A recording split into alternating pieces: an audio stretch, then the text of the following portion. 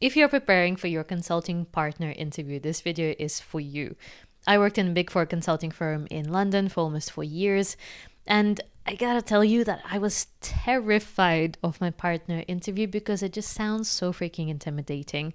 So as someone who obviously passed hers, and also now that I worked in the actual job and I know what partners value and what maybe doesn't matter as much, I want to give you a very human and very honest perspective on the things that will really impress your interviewer. And stay until the end because that one is very important, but also very non-obvious. And I think it can make all the difference for how you are perceived. Number one is active listening. And this is something that sounds very, softy, wishy-washy, but you cannot underestimate how freaking important this is in a job like consulting. The thing that will really set you apart is if you don't miss important details that have been mentioned before, or if you just randomly remember a thing that they maybe said in passing earlier in your interview and you just remember, you said, oh, you mentioned that thing, and then you link it somehow to what you're talking about right now. That is very impressive. And the reason why it matters so much is because literally, so much of our job is talking to clients and understanding what's going to make them happy, what's going to piss them off, and doing all of that for all the different stakeholder groups that they have, the different people that they work with, the people that our client might be managing directly, the senior leadership teams, their customers, and all sorts of groups that all have their own interests. And the thing that we as consultants do is we're literally the intermediary between all of those people and our own consulting firm as well, and representing their interests too, obviously. What that needs is someone who can really hear what people are saying and understand where are the risks, where are the potential pieces of work that we could extend into. What do people actually need? How can we give them the thing that will actually address the stuff that they're struggling with? That is literally active listening mastery level. And one of the big things that partners are paid for in their job, and partners make really good money in consulting firms, it is active listening. So if you can show that, if you can show it in the interview, if you can not force it, not fabricate it, but if you can just genuinely practice that skill, it will be incredibly impressive to the person that's interviewing you. Thing number two is presentation and communication skills and your confidence doing it.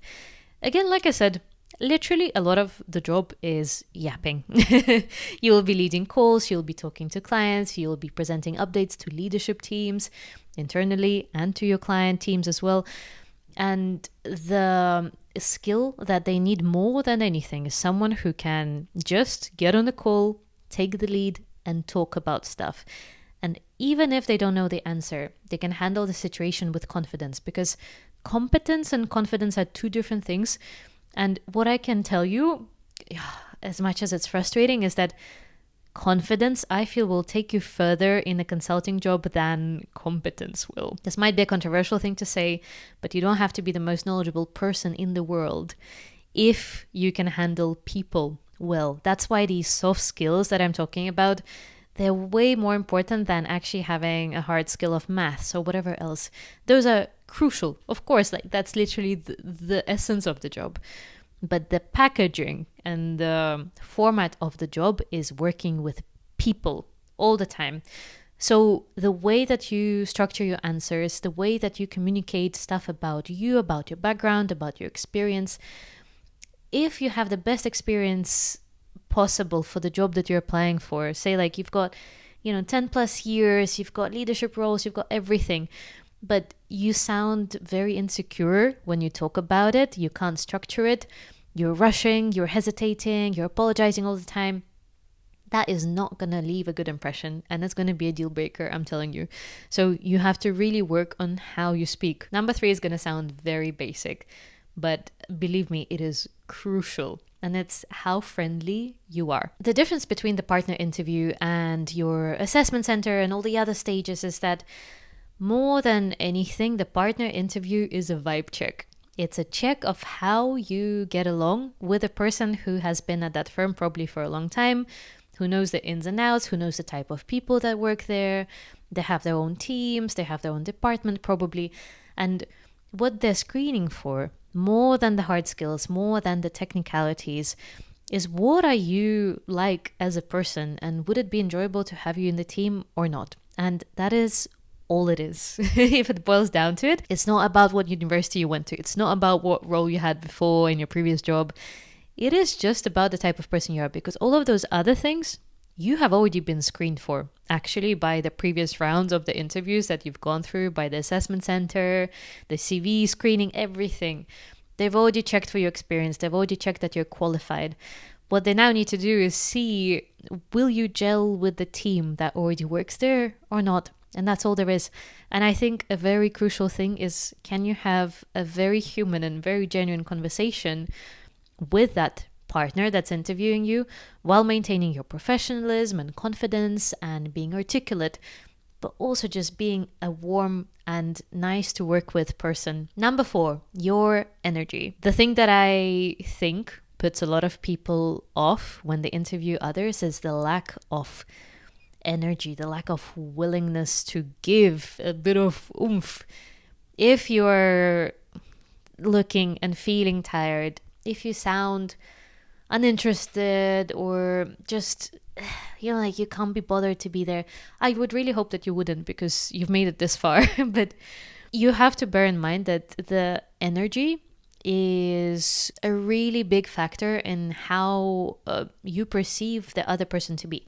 There is this thing called the halo effect. If someone is in possession of one good quality, you automatically, your brain just makes a link, and it believes that it's more likely that you have other good qualities as well. It's like, if someone is very friendly, you will be more likely to think that they're also smart and they're kind and all of the other things. So if you are, you're present, if you're giving your energy, if you're committed to talking to them, give it your absolute best shot and be really, really there with them, that is going to give a very good impression. And it's needed because consulting is an intense job. So if you don't have energy in the interview stage, you're just not going to make it through, if I'm honest. It needs people who have that aliveness about them, that willingness to do stuff, that proactivity, and all of those things kind of boil down to that feeling of energy. And I know it doesn't sound tangible at all, and it's very hard to kind of explain pragmatically what that means, but it's eye contact, it's being present, it's your posture, it's the way that you're speaking, listening, and you're really giving your attention. A caveat to this is that your interview might not be in person, it might very likely be online. So 2 tips I would give you. First of all, look in the camera. And this will be very weird because you're probably used to looking at yourself on the screen. But if I look on the screen now, this is what it looks like. And now you think that I'm not making eye contact with you. If I look back here, I'm making eye contact with you. It's the same when you're on Zoom, on Google Meet, or whatever else that your firm uses for interviews. But just bear that in mind. Secondly, the camera, or the lens, takes away some of the energy that you're giving it. So you might think that you sound energetic. Like, for example, now I'm giving it a lot, man. I'm an introvert. So trust me, this is a lot for me. But when I edit this, I know that it will sound so much more calm and chill and slow paced than it feels for me right now. So bear in mind that when you're on camera, it probably takes away about 20% of the energy you think you're giving. So you might just have to not even adjust it, just bear it in mind. Just know it. I hope it's helpful for you to know that. Final thing, number 5, which I said is very non-obvious, but very important. It's your curiosity. It is the thing that firms will never say they're screening for explicitly, because it's, a very kind of subjective thing, a very weird word to maybe have on a requirements list for a job. But what curiosity means is that you have a love of knowledge, a love of learning and growing. Why it matters is because a lot of consulting firms are up or out system. What that means is you either get promoted within a certain number of years, or you're going to be laid off or, fired. This is very brutal, but that is exactly why you need to be someone who wants to improve all the time, who wants to find out new things and really learn about the work that you're doing. And there are different ways to show it. First of all, you can talk about the industry and talk about the stuff that you know about it from different sources. That shows that you've been proactive in looking at different ways to find out information. Maybe you've spoken to people who work in that firm before. That is curiosity because you've been proactive, you've acted on your want to learn, to understand better.